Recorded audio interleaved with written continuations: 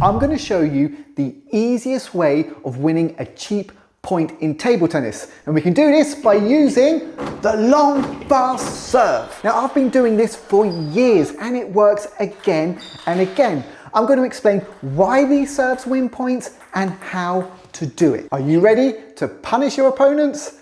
Let's go.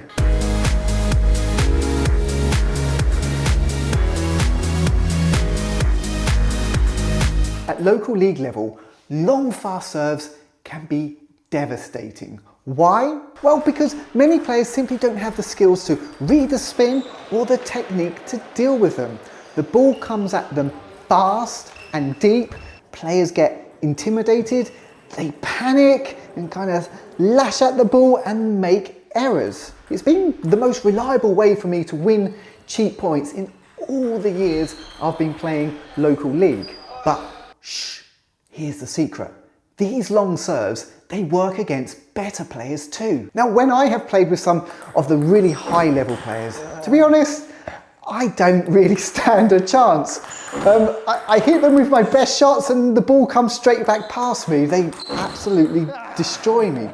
But I have success catching them out with a long serve. Even at this very high standard, players feel rushed and they can make errors.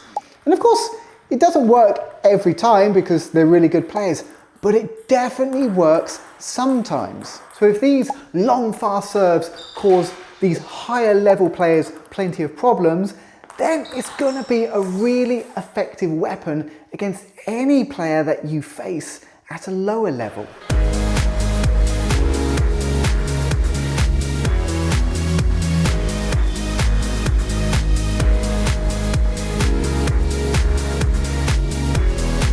So how do we make these long fast serves effective? How do we make them nasty? Well, there's three key things we need to consider. We need to consider the depth, the speed, and the spin.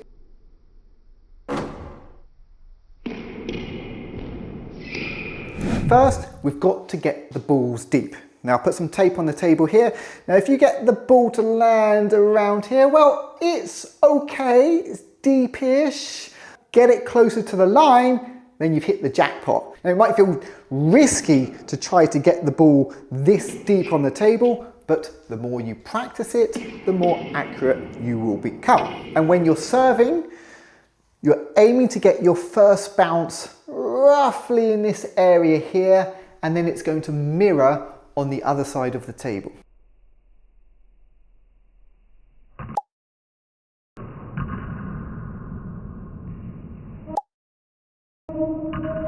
And here are some examples where I've managed to get that serve really deep. And you can see how difficult it is for my opponents because they just have such little space to be able to execute their shot. And that's when they start making their errors.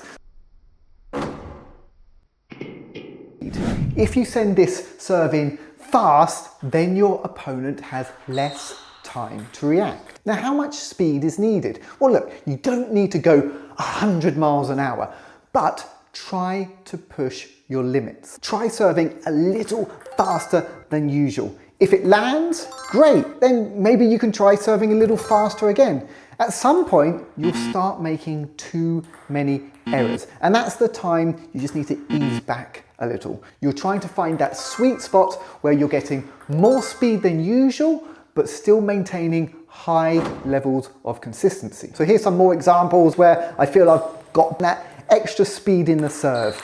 It is really hard for the other player to be able to execute the shot they want to do, and I am winning plenty of cheap points. Hooray!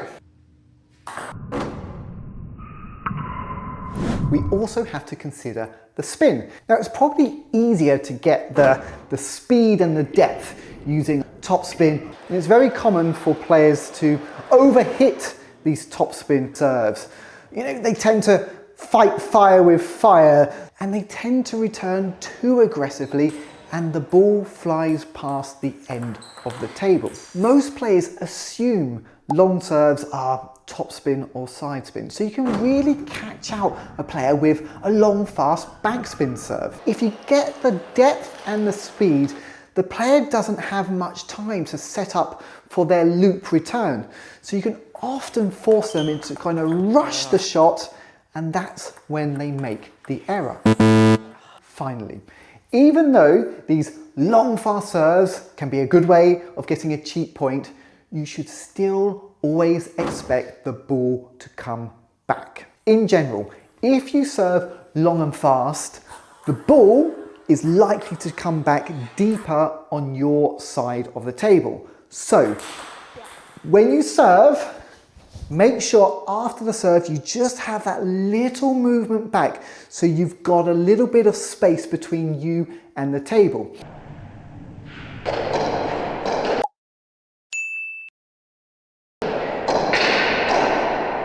You're putting pace on the serve, it tends to come back quick, so you need to be ready for this.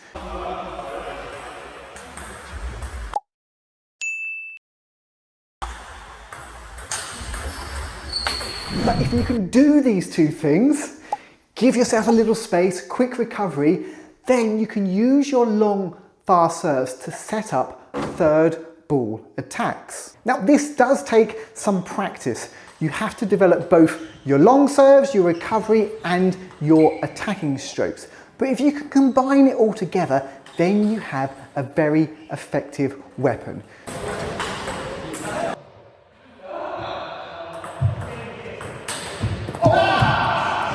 Right, go and develop those long, fast serves and then punish your opponents. If you like this video and want more coaching tips, please join my online academy. You'll get in-depth courses, training drills, video analysis, real-life coaching sessions, and much more. Sign up at tomsttacademy.com.